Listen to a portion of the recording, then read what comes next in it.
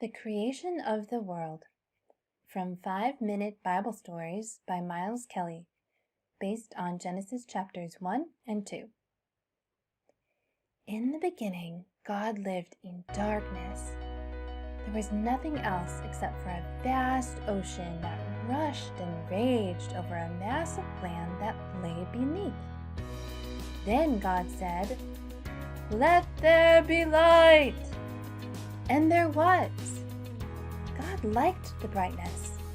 He enjoyed it for a while, and then called the darkness back for another turn. That was the very first day and night. When God lit up the second day, he began his next work. "I want a roof to arch over everything, way up high," he said, and all at once there was one. Then he parted the ocean, scooped up half the water, and poured it out onto the roof. The swirling patterns that formed above were beautiful. God gave the roof a special name, Sky. God looked down at the remaining water boiling and bubbling below. "Move aside so the land can show through," he ordered, and it did. The land rose up and the water swirled around it. God was very pleased and decided to call them Earth and Sea. God made this world even more beautiful with grass and flowers and bushes and trees. Before the third day ended, they were growing all over the earth. On day number 4, God decorated the sky. In it, he hung a blazing hot light called the sun, a pale, cold light called the moon, and millions of burning, twinkling stars.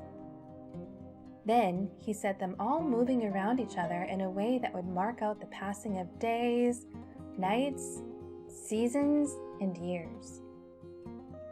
On day 5, God looked over his creation and began to fill it with creatures to enjoy his world. He spent the 5th day imagining all sorts of creatures that floated, swam, and dived in the water, and that soared, hovered, and buzzed in the air, and it was so. The sea was filled with fish and sea creatures, and the air was busy with birds and insects. On the 6th day, God imagined creatures that galloped, hopped, and slithered.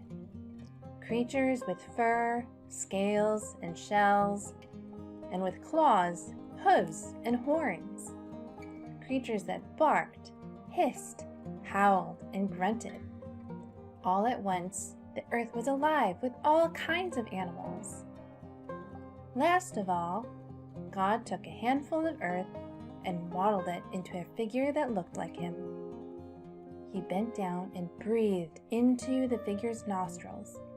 It shivered, blinked, and came alive and looked at him.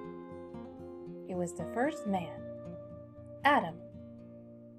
God saw that the man would be lonely all on his own, so he sent him into a deep sleep while he made him a companion. God gently took out one of the man's ribs and healed up the wound.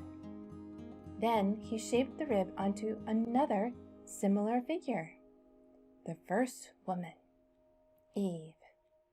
Finally, God brought Eve to life, then woke up Adam and introduced them to each other. God watched his 2 humans with delight as they spoke and got to know each other. God was so thrilled with them that he put them in charge of all the other living things he had made. He even planted a beautiful garden, especially for Adam and Eve to live in a place called Eden. At last, God sat back and looked at the world he had created. He had used every color, shape, texture, and every size, sound, and scent that he could think of. God God was very pleased with everything, and he spent the seventh day resting after all his creations. God blessed the seventh day as a special day of rest in memory of when he had completed his wonderful work. And that is how the world was made.